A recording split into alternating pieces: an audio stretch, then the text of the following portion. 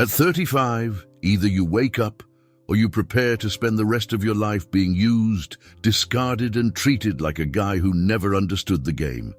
Because the reality is brutal.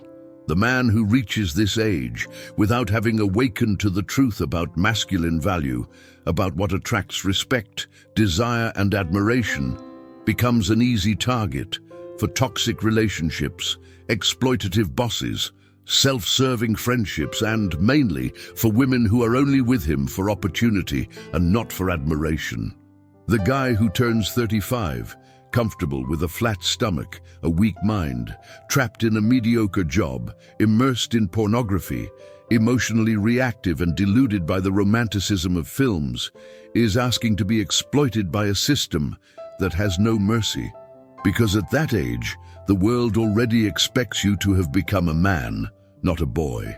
May you have direction, posture, clarity, and decision-making power. And if you still live like an extended teenager, being guided by emotions, without discipline, without purpose, without control over your time, your money, your body, you are not free. You are a servant of the game. At 35, either you become the guy who leads or you will live being led, especially by women who see your weakness and take the wheel of the relationship, treating you like another emotionally dependent beta. And the saddest thing is to see men at this age begging for attention, trying to prove their value to women who don't even respect them, accepting crumbs in exchange for a false idea of love. But the truth is that female love is conditional, and the condition is clear. She only loves the man she admires, and admiration comes from posture, action, vision, attitude. At 35, you are old enough to stop blaming others, take control of your own life, and start building the most powerful version of yourself. A healthy body, sharp mind, organized finances, selective social circle, shielded emotions. Either you wake up now, or you become just another bitter guy, complaining about life, women, work, the world, without realizing that all that was missing was real masculinity. And you? Have you woken up, or are you still sleeping in a life you didn't choose? Tell me here in the comments. She doesn't love you. She silently evaluates you all the time. And this is one of the most uncomfortable truths that every man needs to swallow if he wants to stop being made a fool of in the relationship game. Women, by nature, are selective.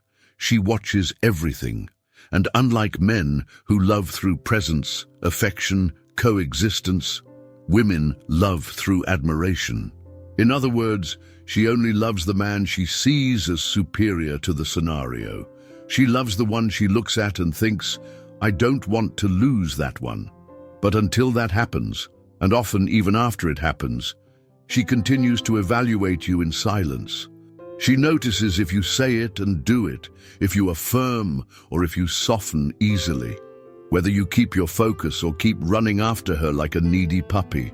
She notices your posture, your decisions, your leadership, the way you react when she provokes you, your ambition, your habits, your social cycle. All of this counts points or devalues you, and the most brutal.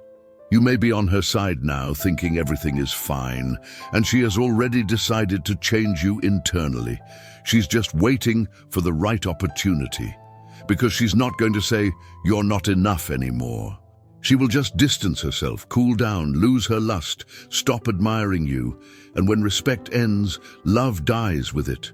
That's why so many men are caught off guard by phrases like, I just don't love you anymore, you've changed, or the classic, I need a break. But what she doesn't tell you is that inside, she already disapproved of you a long time ago. You simply didn't notice the signs because you were too busy trying to please instead of taking a stand. The woman doesn't want a boyfriend. She wants a leader. A man that she looks at and feels safe, a man who is so focused on his own evolution that she fights to deserve the space next to him. So, I ask you now, are you living like a man she admires in silence, or like a dead weight that she carries out of pity? Comment below. Have you ever felt like you were evaluated and failed without even knowing why?